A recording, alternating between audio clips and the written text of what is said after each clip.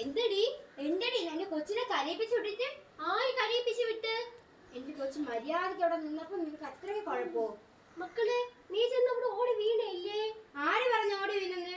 അച്ചച്ചോ ആ കൊച്ച് മൽബറി പറിച്ചിട്ട് ഓടി ചെന്ന് വീണത്.